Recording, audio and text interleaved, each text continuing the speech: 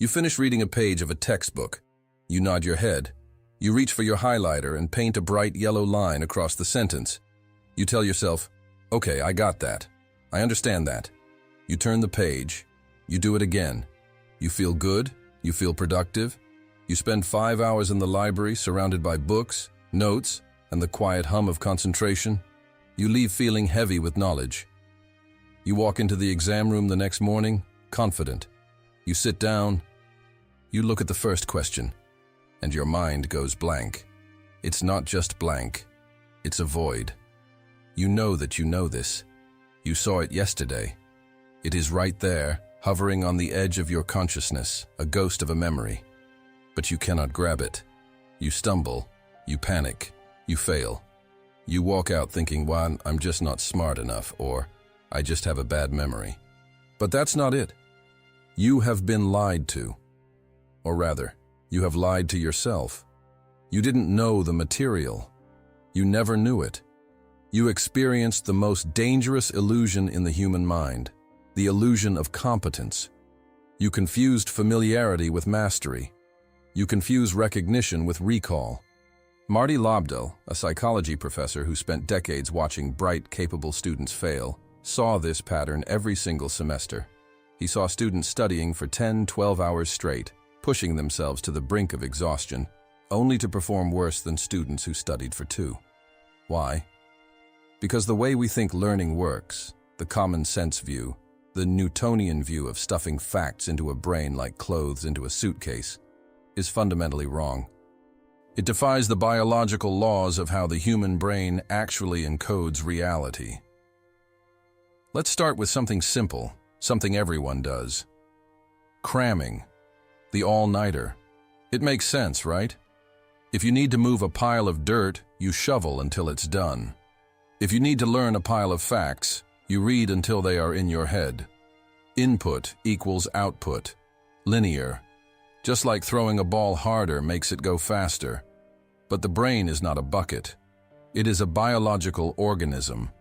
Hermann Ebbinghaus figured this out over 100 years ago. He was a psychologist who decided to run an experiment on the only subject he could force to do something incredibly boring, himself. He memorized lists of nonsense syllables, random combinations of letters like BIC, RUF, KZ. He memorized them until he could recite them perfectly. And then, he waited. He measured how much he forgot over time. The results were terrifying. Within 20 minutes, he had lost nearly half of what he learned. Within 24 hours, he had lost about 70%. It wasn't a slow leak. It was a catastrophic failure of the containment system. This is the forgetting curve. It is the gravity of the mind. Everything you learn is constantly actively trying to escape your brain. So when you study for 8 hours straight, effectively what you are doing is pouring water into a bucket with a hole in the bottom. You feel the weight of the water while you are pouring it, so you think the bucket is full. But the moment you stop pouring, the moment you close the book, the water drains out. By the time you wake up the next morning, the bucket is damp, but it is empty. Lobdell realized that students were fighting a war against their own biology. You can't focus for 8 hours. You physically can't. The brain runs on glucose and oxygen, and building neural pathways, the physical infrastructure of memory, consumes immense amounts of energy. After about 25 or 30 minutes of intense focus, your efficiency drops off a cliff. You are still sitting there. You are still moving your eyes over the page, but you aren't learning. You are just experiencing the passage of time. This leads to the first shock, the first thing that changes everything you think you know about studying. Taking a break isn't stopping work. Taking a break is part of the work. If you study for 30 minutes and take a 5-minute break, you reset the clock. You recharge the neurotransmitters. You come back fresh. You can do this for hours. But if you try to push through, you are just grinding gears. You are generating heat, not motion. But let's go deeper. Let's talk about that highlighter. That bright yellow pen is the enemy of truth. When you highlight something, what are you doing? You are marking it as important. You are signaling to your future self, look at this. but you aren't learning it. Then, when you review for the test, you look at the highlighted sentence. Your brain sees it and says, "Oh yes, I recognize that. I've seen that before." That feeling, that warm glow of recognition, is what cues you to move on. "I know this," you say. No, you don't. Recognizing a face is easy. You see a guy on the street, you know you've met him. But what is his name? You can't find it. Recognition is a visual cue triggering a familiarity circuit. Recall is the act of pulling information out of the void without a cue. On a test, unless it is multiple choice, there is no cue. There is just the empty page. If you haven't practiced recall, if you haven't practiced pulling the information out, you cannot do it. You have practiced looking at the answer, not producing it. This is the difference between being able to watch a concert pianist and thinking you can play the piano. You recognize the music. You know how it should sound. But sit at the keys, and you realize you don't know the first thing about moving your fingers. So how do you actually learn? How do you stop fake learning and start real learning? You have to break the illusion. You have to investigate what learning really is at a physical level. When you learn something, you are not saving a file to a hard drive. You are physically altering the structure of your brain. You are changing the connections between neurons. This is called long-term potentiation. Imagine a dense forest. This is your brain. A thought is a hiker walking through the woods. The first time the hiker goes from point A to point B, he has to hack through vines, climb over logs, and push through bushes. It is slow. It is hard. The path is barely visible. If he never walks that way again, the undergrowth grows back within days. The path disappears. That is the Ebbinghaus forgetting curve. But if the hiker walks that path again the next day, it is slightly easier. The vines are cut back. The dirt is packed down a little. If he walks it every day for a week, it becomes a trail. If many people walk it, it becomes a road. Eventually, it becomes a highway. This is what happens in your skull. When you fire a sequence of neurons together, they wire together. The chemical signal becomes stronger. The physical structure of the synapse changes to allow the signal to move faster and with less resistance. But here is the catch. This construction project takes time. You cannot build a highway in a day, no matter how many workers you hire. You cannot force the biological growth of these connections by cramming. This is why spacing out your study works. It's not magic, it's biology. When you recall something you learned yesterday, you are forcing the brain to reopen that overgrown path. You are trampling the weeds again. You are signaling to your brain, "Hey, this path is important. Keep it open." If you review something immediately after learning it, the path is still fresh. You don't have to work to find it. The brain doesn't have to struggle. Because there is no struggle, there is no signal to reinforce the path. It's too easy. But if you wait until you have almost forgotten it, that moment when you have to squeeze your eyes shut and really dig for the answer, that struggle is the signal. The chemical cascade that happens when you successfully retrieve a fading memory is what triggers the protein synthesis to fortify that connection. You have to almost forget to truly learn. This is why SQR3 and other methods Lobdell preached work. Survey, question, read, recite, review. The key word there is recite. Close the book. Look away. Say it out loud. If you can't say it in your own words, you don't know it. If you can't explain it to a 5-year-old, you don't understand it. Which brings us to the most profound realization of Lobdell's work, and the thing that connects this to the limits of human perception. Knowledge isn't a collection of facts. Knowledge is a web of relationships. Fake knowledge is knowing the name of something. Real knowledge is knowing what it does, how it connects to other things, and why it matters. Richard Feynman, the Nobel Prize-winning physicist, understood this better than anyone. He realized that knowing the name of a bird doesn't tell you anything about the bird. You can know the name of that bird in Latin, Greek, English, and French. You will know 4 words, but you will still know absolutely nothing about the bird. Real knowledge is asking, why does it fly? Where does it go? How does it survive the winter? Deep processing. This is the antidote to the forgetting curve.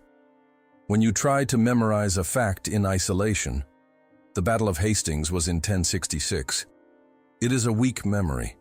It has one anchor point in your brain. If that one wire snaps, the memory is gone. But if you ask why 1066? Who was fighting? Why were they fighting? What happened because they fought? Now you are building a web. You are connecting the Battle of Hastings to the concept of monarchy, to the French language influencing English, to the geography of the English Channel. You aren't just hammering a nail into the wall, you are weaving a tapestry. If one thread breaks, the others hold the picture in place. Lobdell challenged his students to do something terrifying. Teach it. The moment you try to teach a concept to an empty chair, or your cat, or your roommate, you instantly expose the gaps in your knowledge. You can't fake teaching. You can't mumble through the parts you don't understand when you are speaking out loud. You will trip. You will stumble. And right there, in that stumble, is the truth. That is where you don't know. That is where you need to go back and study. Most people spend their lives avoiding that stumble. We protect our egos. We look at the book, we see the familiar words, and we say, I know it. We avoid the pain of testing ourselves because it feels like failure. But failure during practice is the only way to success during performance. This leads us to a specific mechanism that most people completely ignore. Yet it is perhaps the single most important factor in whether you are a genius or just average. Sleep. You think sleep is resting? You think sleep is doing nothing? You are wrong. Sleep is when the work happens. During the day, you are gathering raw materials. You are piling up bricks and lumber at the construction site of your mind. But you aren't building anything. You are just dumping supplies. When you sleep, specifically during REM sleep, your brain shifts into a different mode. It shuts down the sensory inputs. It closes the doors. And then, the construction crew comes out. The hippocampus, the part of the brain that holds new memories, starts replaying the patterns of the day to the cortex, the part of the brain that stores long-term knowledge. It literally fires the same neurons you used while studying, but at high speed, over and over again. It is sorting through the debris. It says, this conversation about lunch? Trash it. This concept about quantum mechanics that we struggled with for an hour? Keep it, file it, connect it to what we learned last week. If you don't sleep, this consolidation never happens. The bricks just sit there in a pile. And eventually the rain comes and washes them away. The all-nighter is not just inefficient, it is actively destructive. You are exhausting the brain right when it needs energy to consolidate the memories you are trying to keep. One night of lost sleep can drop your cognitive performance to the level of someone who is legally drunk. You wouldn't study drunk. Why would you study sleep-deprived? The environment matters too. Lobdell talked about context-dependent learning. If you always study in your bed, your brain associates that environment with sleep. You are fighting a subconscious signal to shut down. If you study in the living room with the TV on, you are fighting a battle for attention that you will lose. You need a dedicated space, a space where, when you sit down, your brain knows it is time to work, a temple of focus. When you enter that space, the world falls away. When you leave that space, you leave the work behind. This separation allows you to truly relax when you are done. Most students live in a state of semi-guilt. They aren't studying, but they feel like they should be studying. So they can't enjoy their video game. They can't enjoy the movie. They are in a gray zone of low-level anxiety. Work hard, then stop. Truly stop. Go play. Your brain needs that downtime to process the information in the background. So, let's zoom out. Why do we cling to the fake methods? Why do we highlight and cram and reread? Because it feels safe. Real learning feels uncomfortable. It feels like confusion. It feels like struggle. When you are truly learning, you feel stupid. You are grappling with concepts you don't understand yet. You are failing to recall things. You are making mistakes. That feeling of stupidity is not a sign that you are doing it wrong. It is a sign that you are doing it right. The gym doesn't work if the weights are light. If you lift a weight and it's easy, you aren't building muscle, you are just moving iron. The muscle grows only when you reach the point of failure, when you tremble, when you can't lift it one more time. Your brain is the same. If you are studying and you feel perfectly confident, you are lifting light weights. You are wasting your time. You need to push to the point of cognitive failure. You need to try to recall and fail. You need to try to explain and get stuck. That strain is the feeling of getting smarter. We live in a world of infinite information. You can look up anything on your phone in 3 seconds. 299 and 792 458 meters per second, the speed of light. You can find that number instantly. But having access to information is not the same as having knowledge. If the internet goes down, if the battery dies, who are you?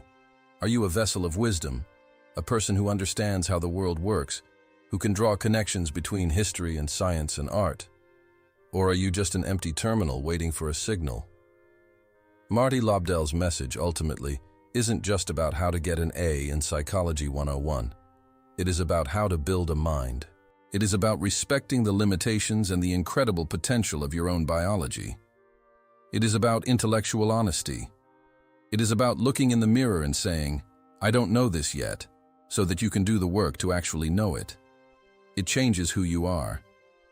When you stop cramming and start spacing, when you stop recognizing and start recalling, when you stop memorizing and start understanding basics and deep processing, you stop being a tourist in the world of knowledge. You become a resident. The facts stop being external things that you have to juggle. They become part of your internal architecture. You start to see the matrix. You see the structure of the universe, not just the surface noise. You realize that talent is largely a myth. The smart kid in class isn't a mutant. He just learned how to learn. He stumbled upon these principles, maybe by accident, maybe by instinct. He treats his brain like a high-performance engine, while you have been treating yours like a storage shed. But you can change that. Today. Right now. Throw away the highlighter. Set a timer for 25 minutes. Read a concept. Close the book. Stand up. Pretend you occupy a lecture hall. Teach it to the empty seats. Explain it. Use analogies. Connect it to what you learned yesterday. If you get stuck, if you stumble, smile. Because that stumble is the most important moment of your day. That is the moment you discovered a hole in your map. Open the book. Fill the hole. Close the book. Try again. Do this, and you will find something amazing happens. The anxiety fades. The fear of exams vanishes. Because you aren't hoping you'll remember. You know you will. You built the road. You paved the highway in your mind. You stop guessing. You stop faking. And for the first time in your life, you start knowing. You thought the speed of light was the limit. The limit is your willingness to engage with the discomfort of not knowing. Einstein